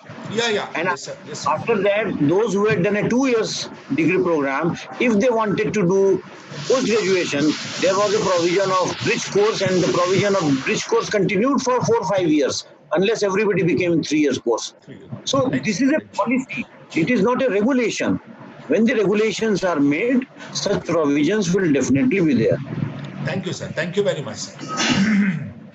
और कोई पूछना चाहेगा question? Students में कोई पूछना चाहेगा? Sir I want to ask. हाँ बेटा, गौरव पूछिए। सर ये प्रॉब्लम सर अभी हम लोग ने भी ये बेयर की है ये प्रॉब्लम कि सर कॉपी सर गलत बहुत ज्यादा चेक हो रही है। फिर अगर हम लोग ये किसी से प्रॉब्लम कहते हैं कि सर हमारी कॉपीज गलत हो गई हैं, पेजेस ज्यादा देखे जाते हैं ना कि मैटर क्या लिखा है कॉपीज में, तो सर वो पूछते हैं इसका सोल्यूशन बताएं। तो मैं सर आप लोगों से सोल्यूशन, बेस्ट सोल्यूशन क्या होगा इसके लिए ये पूछना चाहता हूँ सर। किससे? मुझसे पूछ रहे हैं? चलिए मैं इसका जवाब दे देता हूँ। ये एक बहुत कॉमन प्रॉब्लम है और इससे स्टूडेंट्स के साथ, जेन्युइन स्टूडेंट्स के साथ बड़ी इनजस्टिस होती है। लेट मी टेल, मैं जब मैं कानपुर यूनिवर्सिटी गया तो वहाँ भी ऐसी प्रॉब्लम तो ही है, इसमें कोई डाउट नहीं है। और स्टूडेंट्स इसमें बड़े सफ़र करते हैं और ऐसे समय पर कई बार मैंने कॉपियाँ देखी और मुझे लगा कि ये कॉपी बहुत गलत तरीके से जांची गई है, लेकिन उसका कोई सलूशन हमारे पास नहीं था। कभी कभी स्टूडेंट्स कोर्ट जाते थे और कभी कभी कोर्ट ऑर्डर करता था कि इनकी कॉपी पुनः जांची जाए, और तब हम उनकी कॉपियों को पुनः जांच के फिर उनके नए नंबर चढ़ाते थे। लेकिन कोर्ट भी कभी ये सलूशन देते थे, कभी ऑर्डर देते थे, कभी नहीं देते थे, और कोर्ट जाना भी बड़ा कठिन काम है, ये सभी जानते हैं। इस पर हमने एक व्यवस्था बनाई और डॉक्टर सुधांशु इज देयर। हमने कहा कि नहीं, इसका एक जनरल सलूशन आना चाहिए। हमेशा हर छात्र कोर्ट ही भागेगा तो ये तो बहुत एक्सपेंसिव चीज हो जाएगी। तो एक जनरल सलूशन आना चाहिए, ये कोर्ट ना भागे, सिफारिश ना लगाए, कुछ भी ना करे, वो सीधे यूनिवर्सिटी में आए। अगर कोई भी छात्र, उसको हमने एक चैलेंज एवेल्यूएशन सिस्टम नाम दिया। यदि कोई छात्र अपने नंबरों से संतुष्ट नहीं है तो वह उस एवेल्यूएशन को चैलेंज कर सकता है। और ये चैलेंज एवेल्यूएशन शब्द इसलिए लाया गया क्योंकि जो पुराने लोग वो जानते होंगे कि 80 के दशक में रिवैल्यूएशन सिस्टम एक चलता था और उस रिवैल्यूएशन सिस्टम का बड़ा दुरुपयोग हुआ। यहाँ भारत के लोग बड़े इस मामले में करामाती हैं कि कोई फैसिलिटी दी जाए तो दुरुपयोग पहले कर देते हैं। तो 80 के दशक में बहुत दुरुपयोग हुआ और अल्टीमेटली सरकार की तरफ से उसको बैन कर दिया गया, लेकिन समस्या का समाधान नहीं हुआ। तो हमने चैलेंज इवैल्यूएशन कहा और ये कहा कि जो अपने मूल्यांकन से संतुष्ट नहीं है वो अपने मूल्यांकन को चैलेंज कर सकता है कि आपने, शिक्षक ने गलत जांचा। अब उसके लिए हमने क्या किया कि पहले वो अपनी कॉपी देखे, वो खुद तो देखे कि हमने क्या लिखा है। कभी कभी हर एक को अपना बड़ा गुमान होता है कि हमने बड़ा अच्छा लिखा होगा। तो हमने ये व्यवस्था शायद कानपुर में पहले की कि छात्र अपनी कॉपी को खुद देख सकता है और कहीं जाने की जरूरत नहीं, वो ऑनलाइन अप्लाई करे, ऑनलाइन कॉपी उसके ईमेल पे आ जाएगी स्कैन होकर के, और अपना वो प्रिंट आउट लेकर के खुद देखे, अपने टीचर्स को दिखाए, अपने दोस्तों को दिखाए कि हमारी कॉपी सही जची है या नहीं जची है। और इस प्रकार से जब वो संतुष्ट हो जाए कि हमारी कॉपी सही नहीं जची है, उनके टीचर भी कहें सही नहीं जची है, उसके बाद वो चैलेंज करे। ऐसे नहीं कि मन में आए और चैलेंज करे। उस चैलेंज के लिए फीस रखी गई थी जब वो चैलेंज कर रहा है। उसके बाद उसकी कॉपी 2 अलग अलग शिक्षकों से जचाई जाएगी और वो शिक्षक होंगे जो पहले नहीं जांच रहे थे। 2 बिल्कुल अलग अलग शिक्षकों से कॉपी जचाई जाएगी और उन 2 शिक्षकों से जांची गई कॉपियों का जो नंबर होंगे उसका एवरेज, एक सेकेंड, मैं थोड़ी देर बाद बात करता हूँ, अभी जरा एक वेबिनार एड्रेस कर रहा हूँ, 10 मिनट बाद। आप आप अलाउ करें तो आगे हम कंटिन्यू कर दें। हाँ, तो 2 शिक्षकों से जांची जाएगी और उनका एवरेज लिया जाएगा, और यदि ये एवरेज उनकी पहली कॉपी जो मूल कॉपी है उसमें जो नंबर आए हैं उससे अगर 15% से अधिक का अंतर आएगा तो हम उसको नए मार्क्स दे देंगे, नए नंबर दे देंगे। और ऐसी स्थिति में उसने जो फीस जमा की है उसकी 80% फीस भी वापस कर देंगे, केवल प्रोसेसिंग 500 रुपए लेकर के बाकी फीस वापस कर देंगे। लेकिन अगर उसका चैलेंज गलत साबित होता है 2 शिक्षकों से जचाने के बाद भी, तो फिर वो पूरी फीस उसकी यूनिवर्सिटी में रहेगी। यह ऐसी व्यवस्था थी कि कहीं किसी की शोर सिफारिश की जरूरत नहीं है। छात्र चाहे लखीमपुर में बैठा हो या इलाहाबाद में बैठा हो या कहीं इटावा में बैठा हो, उसको कहीं जाने की जरूरत नहीं। अपने घर बैठे वो ऑनलाइन अप्लाई करे, अपनी कॉपी खुद देखे, अपने शिक्षकों को दिखाए, और अगर सब लोग कहते हैं कि नहीं तुम्हारी कॉपी गलत जची है, बहुत ज्यादा गलत जची है, तो वो चैलेंज करे और उस चैलेंज के बाद 2 लोगों से जचाई जाएगी, उसका औसत लेंगे। अगर वो 15% से ज्यादा का वेरिएशन दिखाई देगा तो उसको नए नंबर दिए जाएंगे। यह एक व्यवस्था है ऐसे छात्रों के लिए जिनकी गलत जचती है, लेकिन गलत जांचना यही गलत है। मूल्यांकन सही होना चाहिए। मैं हमेशा कहता था कि मूल्यांकन हमें सही करना चाहिए, छात्रों को उसने जो जवाब लिखा है उसके अनुसार ही, और इसके लिए सभी टीचर्स को ये ध्यान देना चाहिए। और हम लोगों ने इसको किया भी, काफी हद तक सफल हुए। ऑब्जेक्टिव टाइप प्रश्न पत्र का भी सिस्टम लाया, लेकिन उसमें फिर नकल की समस्या आती है, उसके ऊपर भी एक नया तरीका निकाला गया। तो इस प्रकार से examination reform is very very important thing. Otherwise अगर एग्जामिनेशन सिस्टम फेल हो रहा है तो आपका पूरा एजुकेशन फेल हो जाता है। Thank you. Sudhanshu, you want to say anything add? Yes, sir. I want to add something, and which is जो हमारे आज के टॉपिक से सर बहुत रेलेवेंट भी है। तो देखिए, समस्या थी और समस्या एक पॉलिसी के रूप में ली गई। मैं आपको ये बता रहा हूँ कि जो हम जिन समस्याओं के बारे में बता रहे हैं स्टूडेंट्स थे, और एक कोई हमारे पास ऐसी गाइडिंग थ्योरी नहीं थी कि हम कैसे अक्रॉस द बोर्ड सारे स्टूडेंट्स को ये फैसिलिटी ऑफर कर सकते हैं। And among state universities, Kanpur university sir ने इस मॉड्यूल को दिया। तो मैं सिंपल सी बात कहता हूँ कि जो लोकल प्रॉब्लम है वो आपको लोकल लेवल पे ही एड्रेस करनी है। अगर प्रॉब्लम थी कि स्टूडेंट्स को हम टीचर्स के रूप में तो नहीं ये कह सकते थे कि सारे टीचर एक समान रूप से इवैल्यूएशन करेंगे, but by virtue of challenge evaluation definitely sir ने एक फैसिलिटी प्रोवाइड करी, and that was without any interference of human beings.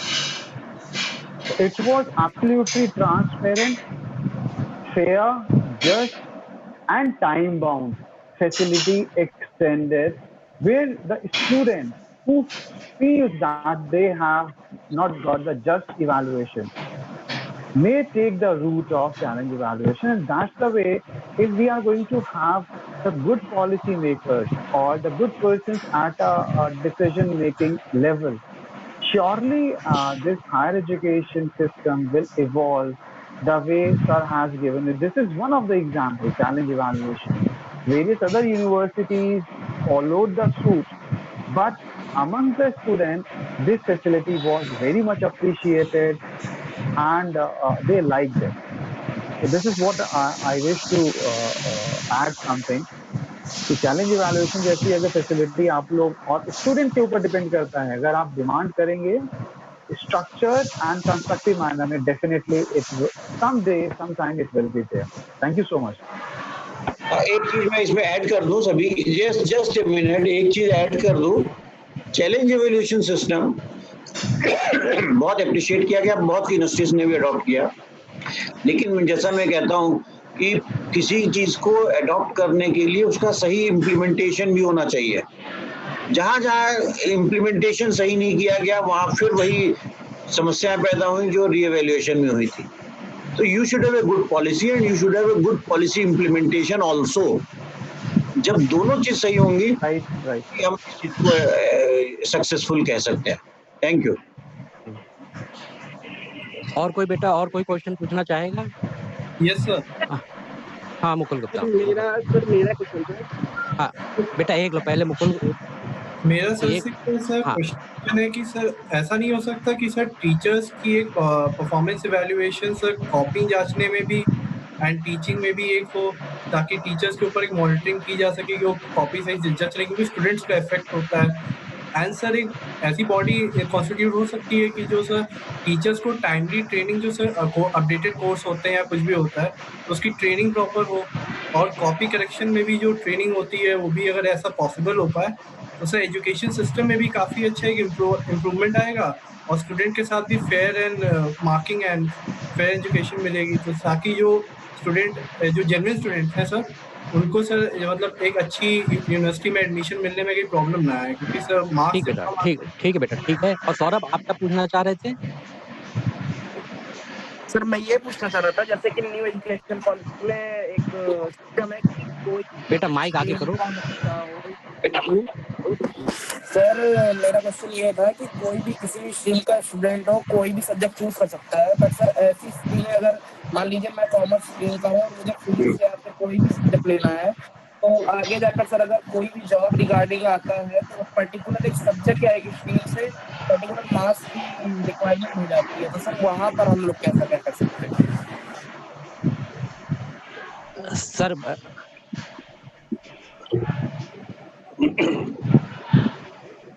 Anshu sir. Sir, should I answer it or you are going to answer it? नहीं, मेरे को प्रश्न ही दूसरे का प्रश्न ही नहीं सुनाई दिया। दूसरा वाला he was talking about the first वाले को आंसर कर दें sir. Teacher he was talking more about Okay. standard practices for evaluation. Your point is worth to think about, and as a teacher you all have to ponder a bit. Hello. It should be appreciated as well. और हमारे जितने भी teacher बंधु हैं, मेरे ख्याल से इसके विषय में सभी लोग कुछ ना कुछ विचार करेंगे। स्टैंडर्डाइज्ड प्रैक्टिसेस फॉर इवैल्यूएशन होनी चाहिए, और डायरेक्टली तो संभव इसलिए नहीं हो पाता है क्योंकि हर शिक्षक का एक अपना दृष्टिकोण होता है और अपना एक ओपिनियन होती है, व्यू पॉइंट होते हैं, तो वेरिएशन इवैल्यूएशन में कहीं ना कहीं होता है।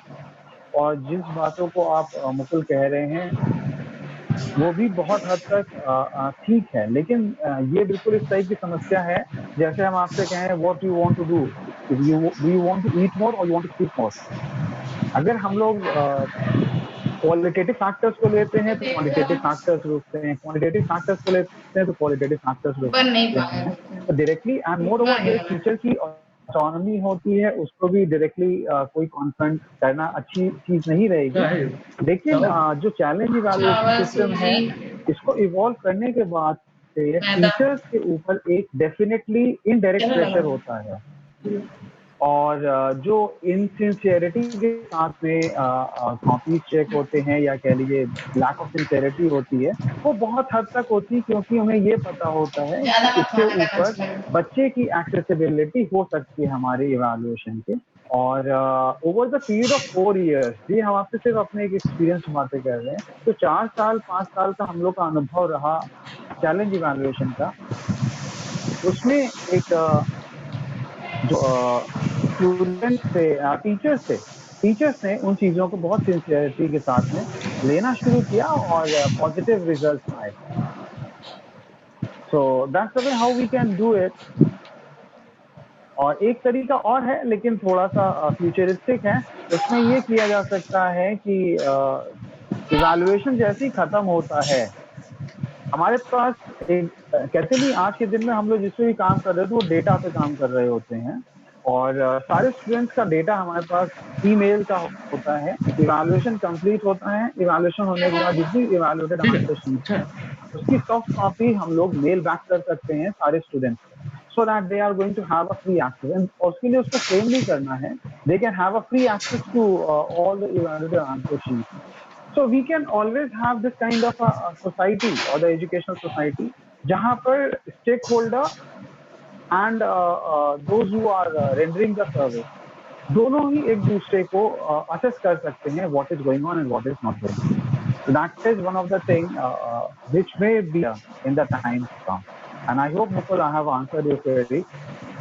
We don't have any direct solution, but we do have indirect solutions for this kind of problem. Thank you.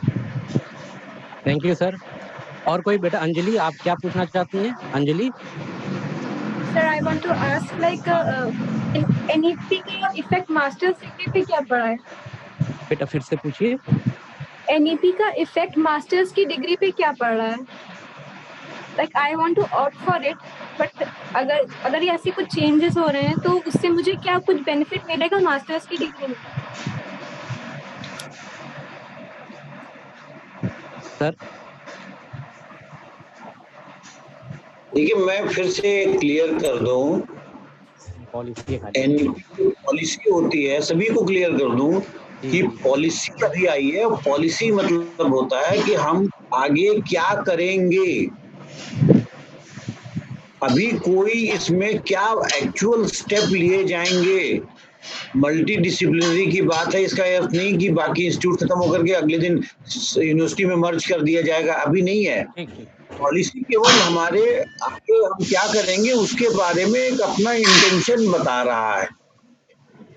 जब इसको लागू किया, अभी लागू नहीं है आज की डेट में, मैं फिर कह दूं ये थॉट लागू है, उसके जो बिंदु उसमें लिखे गए हैं वो आज की डेट में लागू नहीं है। उसके लिए नियम बनाने पड़ते हैं, रेगुलेशंस बनाएंगे, उसके लिए जरूरी हो गई तो कोई नियम और कानून बनाया जाएगा, तब वो लागू होगा। तो ये कोई भूल जाए कि अगला इस साल से 2020 के एडमिशन उससे प्रभावित होंगे, ऐसा बिल्कुल नहीं प्रभावित है। जो कोर्स करिकुलम या जो बाकी बातें वो एज इट इज रहेंगी। रेगुलेशंस जब बनेंगे तो उसके पश्चात ही वास्तव में लागू होंगी, उसमें और चीजों की स्पष्टता हो जाएगी और बिल्कुल स्पष्ट लिखा रहेगा कि कोई भी जो हम स्टेप ले रहे हैं वो किस प्रकार से लागू होगा। तो कि पीजी वालों पे क्या होगा और क्या फायदा और नुकसान, ये कोई इसमें विशेष बात नहीं है। जो भी फायदे नुकसान जो भी आप समझ सकते हैं फायदे होंगे वो दीर्घकालिक होंगे। ये आज की ये ना समझें कि 2020 में लागू हो गई तो 4 इयर्स का कोर्स शुरू हो गया, नो नॉट एट ऑल। या कोई पीजी लेवल पे कुछ चेंज हो रहे हैं तो अभी लागू होंगे, ऐसा नहीं है। अभी आपकी जो आपका कोर्स कंटेंट है, सिलेबस है, एग्जामिनेशन पैटर्न है, वो वैसा ही चलेगा। लेकिन हाँ, आगे उसमें कैसे चेंज किए जाएं, कैसे बदलाव लाए जाएं, उसके लिए एक हमें पॉलिसी बनी है और उसके अकॉर्डिंगली हम आगे बढ़ेंगे। Thank you very much, sir. Thank you very much, sir.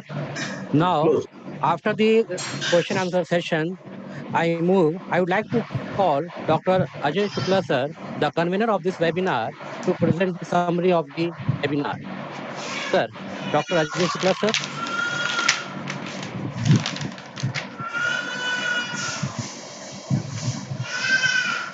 Sir, unmute कर लीजिए, sir.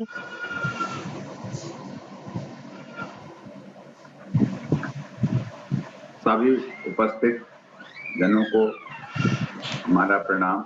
With the permission of Chairperson Dr. Nageshwar Pandey and getting blessing of Gurudev, keynote speaker Dr. Professor J.V. Vaishnav Payan.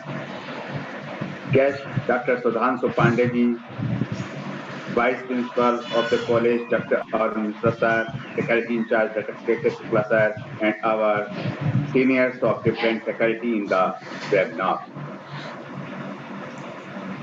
First, the webinar was start with our webinar secretary with the permission of Nageshwar Pandey. The topic of the webinar was skill development and industry tie-up of 2020. Program then welcome address was performed by Dr. K.K. Shukla. After this, introduced the topic by Balwant Singh, and after this, keynote speaker our Gurudev and guest speaker, our guest speaker Sudhanshu Pandya sir, highlighted different fields of the 2020. Our keynote speaker ने जो प्रकाश डाला British हुकूमत ने Britain के समय में यानी 1857 में जब दिल्ली, कलकत्ता, बॉम्बे यूनिवर्सिटी बनी थी, उसके पहले मैग्ना कार्टा आया था जिसमें पब्लिक शिक्षा विभाग बना था, जो कि कई स्टेट में बना था, उनका भी जिक्र किया आपने, और यूनिवर्सिटी को बनाया कब बनी वो भी आपने बताया। साथ में ये भी बताया कि उस समय हमारी विश्वविद्यालय की ऑटोनॉमस होती थी, उनके ऊपर कोई बॉर्डरेशन गवर्नमेंट का न्यूनतम होता था, ना होता था या होता भी था तो न्यूनतम होता था। उसके बाद आपने 2020 के और भी फील्ड पे प्रकाश डाला कि यहाँ पे जो है वर्तमान समय में जो फील्ड है, इस समय वर्तमान समय में ऑटोनॉमस की बात की गई है 2020 में। इस समय कॉलेज की जो रिस्पॉन्सिबिलिटी है, अकाउंटेबिलिटी है, वो इंक्रीज कर जाएगी।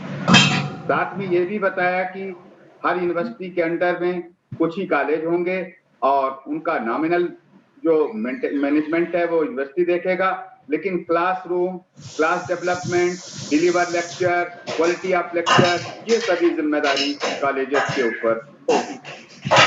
ऑल इंडिया सर्विसेज की बात भी बताई गई है नई पॉलिसी में, जो कि सुब्रमण्यम कमेटी 2016 की रिकमेंडेशन थी, उसको ऑल इंडिया टीचिंग सर्विसेज के नाम से, और साथ में एक कलेक्टिव एडमिशन एंड एग्जामिनेशन की भी बात की गई है, जिसके संबंध में क्या इसके पॉजिटिव रुख होंगे, क्या इसके निगेटिव रुख होंगे, जिसके विषय में हमारे कीनोट स्पीकर साहब ने पूरा प्रकाश डाला है कि हमारे मौसम में बदलाव होते हैं, हर जगह का एटमॉस्फेयर अलग होता है, हर जगह की पोजीशन अलग होती है, स्टूडेंट की, समाज की, उस दृष्टिकोण से क्या ये उचित होगा या अनुचित होगा, पूरा प्रकाश डाला है। उसके बाद different difficulties of above system का सोल्यूशन भी बताया है। आफ्टर दिस हमारे सुधांशु सर ने भी जो बताया है उसका मेन थीम था कि coordination of different department, technology and student with the development of skill development regard with data analysis. After this question answer session start, जिसमें विभिन्न प्रकार के बहुत अच्छे प्रश्न भी आए, उसका जवाब माकूल दिया गया। क्या ने एक शब्द बताया बहुत अच्छा, policy is not a rule. हमारे कीनोट स्पीकर गुरुदेव प्रोफेसर जे.पी. वल्लभपायन सर ने साफ बताया कि policy is not a rule.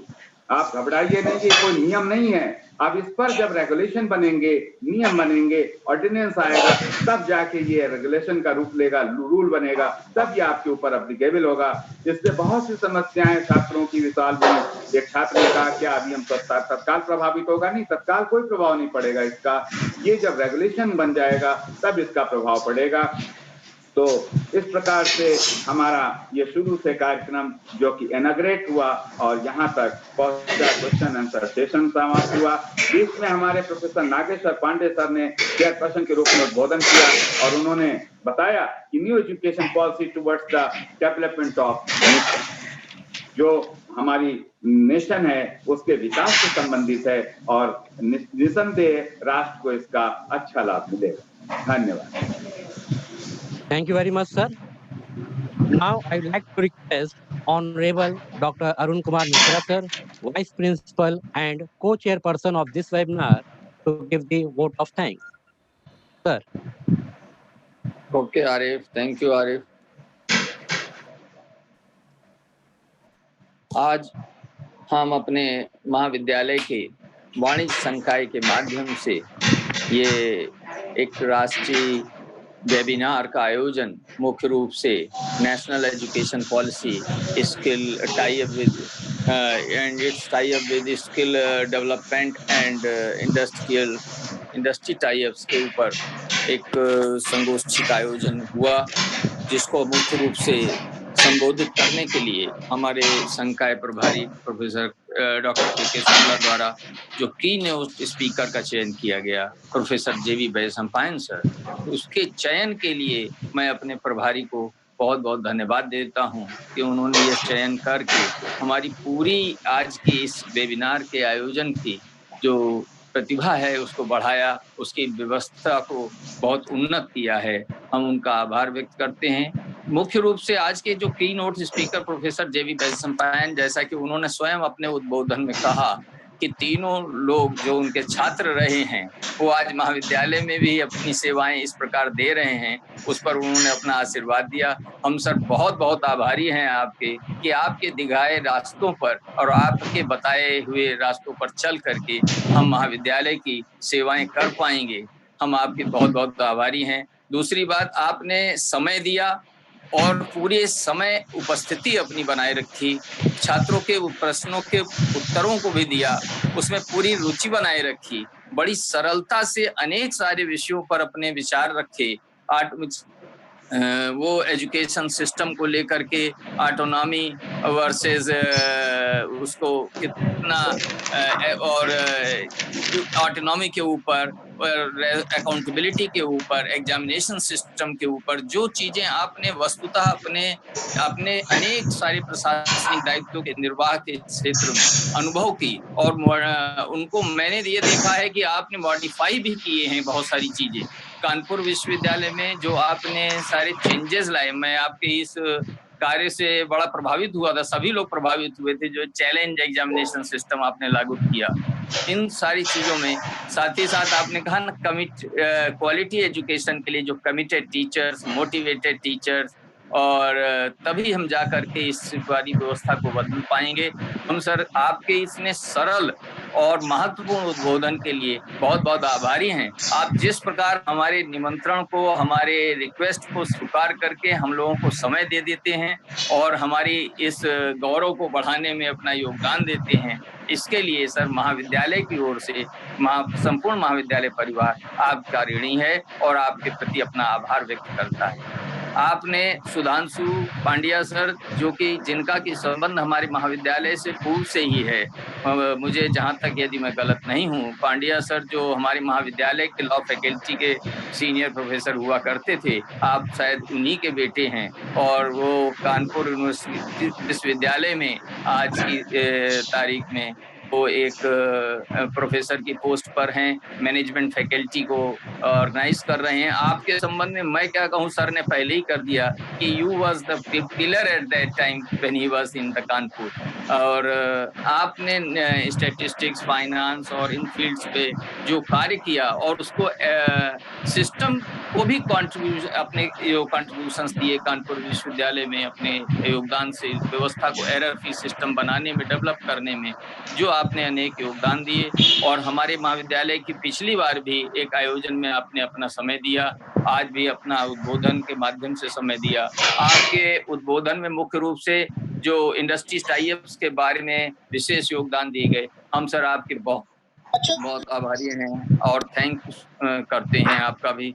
हमारे बीच आज जो जुड़े लोग हैं बहुत, हम अपने अब मुख्य रूप से आज नागेश्वर पांडे जी जो हमारे कार्यक्रम के अध्यक्ष हैं इस आयोजन के, उनका भी आभार व्यक्त करते हैं। उन्होंने हमें सभी सुविधाएं और अनुमति प्रदान की कि आयोजन कैसे किया जाए, उनका मार्गदर्शन मिला।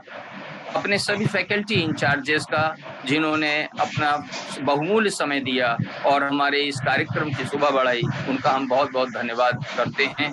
आज के कार्यक्रम में हमारे शिक्षक इस समय न कि लखनऊ के, बल्कि उत्तर प्रदेश के, राजस्थान के, तमिलनाडु से लोग जुड़े हुए हैं, दिल्ली से लोग जुड़े हुए हैं आज के इस कार्यक्रम में। उन सभी के प्रति हम अपना बहुत-बहुत, उड़ीसा से जुड़े हुए हैं, उन सभी शिक्षकों का, छात्रों का, विद्वत समाज का, सभी के प्रति अपना धन्यवाद और आभार व्यक्त करते हैं।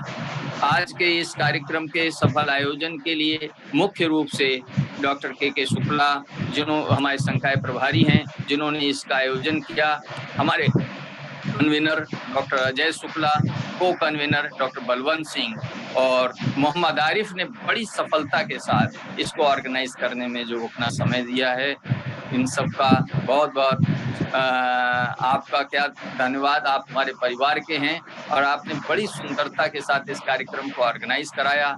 आप सभी का बहुत-बहुत धन्यवाद। हमारे इस समय वर्तमान में उपस्थित तो नहीं हैं प्रोफेसर एस.टी. शर्मा साहब, जिन्होंने इस परंपरा को विकसित किया कि हम इस महाविद्यालय में इस प्रकार के आयोजनों को कैसे करें, तो उनको भी हम धन्यवाद ज्ञापित करते हैं उनकी अनुपस्थिति में भी कि उन्होंने ये परंपरा विकसित की और उन तक ये सूचना अवश्य जाएगी, तो हम उनका भी आभार व्यक्त करते हैं। महाविद्यालय की ये वेबिनार और ये जो रिपोर्ट है, निश्चित रूप से शासन को प्रेषित की जाएगी, आपके सुझावों को प्रेषित किए जाएंगे। जैसा कि निदेशक महोदय का आदेश था कि महाविद्यालयों में इस प्रकार के आयोजन करके 10 सितंबर तक इसकी संपूर्ण रिपोर्ट शासन को प्रेषित की जाए, हम उसे प्रेषित करेंगे और इस आशा से कि आप लोगों के इस बहुमूल्य सुझावों को हम अपने पास संजो रखेंगे और भविष्य में भी आप हमारे ऐसे निमंत्रण को स्वीकार करेंगे और हमें अनुग्रहित करेंगे। बहुत-बहुत धन्यवाद, बहुत-बहुत अभिनंदन सभी का। Thank you very much, sir.